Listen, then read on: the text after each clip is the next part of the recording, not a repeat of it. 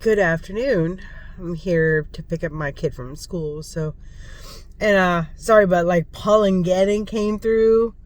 So just excuse my appearance. I'm kind of nasally right now. But I spent a weekend away with my husband. We went to our deer lease, which is like a little piece of land that you rent yearly to go hunting on. And on our deer lease, you can hunt, you can fish, you can just spend time with nature. Have a good time in the woods is what we like to say. While I was there, we like to unplug. We had our phones because we also use the Wi-Fi off the phone, so that when we're inside relaxing, and this weekend was pretty cold, so we spent more time inside than we would like to admit. But when we were inside relaxing, sometimes I would get on TikTok app. I do have TikTok. My handle is full_armor_sis, SIS. And I post Christian content there. I like to read the Bible, and then I will post what I read that morning, like whole chapters of books from the Bible. But as I was on there this weekend, I noticed that there was a lot of, we'll say, political ramblings, okay? Since 2020, when I truly dedicated my life to following Christ and Christ alone, God had a lesson for me, okay? I used to vote religiously, I guess you can say, pun intended, based on who was like the lesser of the two evils, right? Generally speaking, people who are Republican/conservative lean more towards godly views than the Democrats. And so that's, what me always being raised as a Republican, who I would choose. So let's back up a little bit. Back in 2019, I had prayed for God to get me out of my job. I had a job that working in a warehouse for 8.5 years.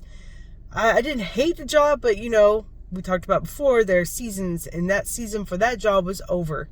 It was over. It was done with. When you show up to work, on the drive to work, and you're upset and you're crying the entire time, it's probably a good sign that you need to leave.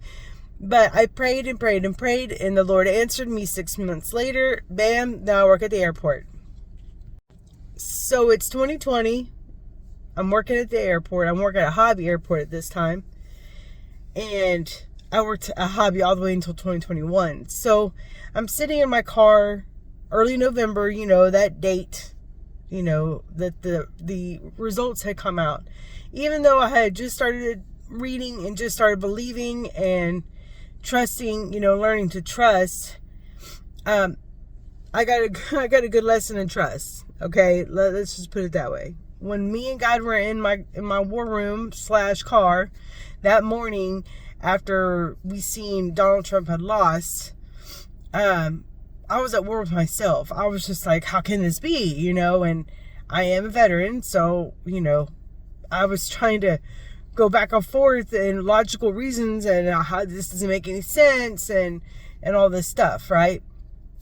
At that point in time, in November 2020, I was still putting my trust in man. And that was my mistake. So the whole lesson for about a year after that, God had taught me to trust in Him over man. Doesn't matter what it is.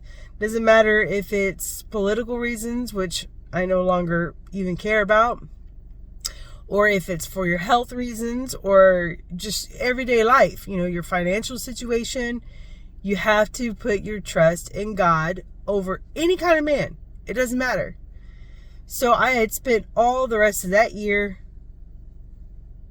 basically preaching that to people, on my TikTok page, If you read Psalms 118:8, it reads, hold on, let me get my Bible.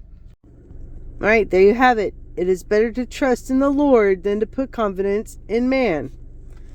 It is better to trust in the Lord than to put confidence in princes. Here's Isaiah 2:22. Sever yourselves from such men whose breath is in his nostrils, for what account is he? I don't know how many times trust in God is mentioned in the Bible, but trust me, it's a lot. So it doesn't matter. Even if it comes to marriages or friendships, when you put trust in the relationship of some sort, then it doesn't even matter anymore. People could go around saying whatever they want to say. They can do whatever they want to do, but you trust them. You have to trust God over man. He is almighty. He's all powerful. Why wouldn't you?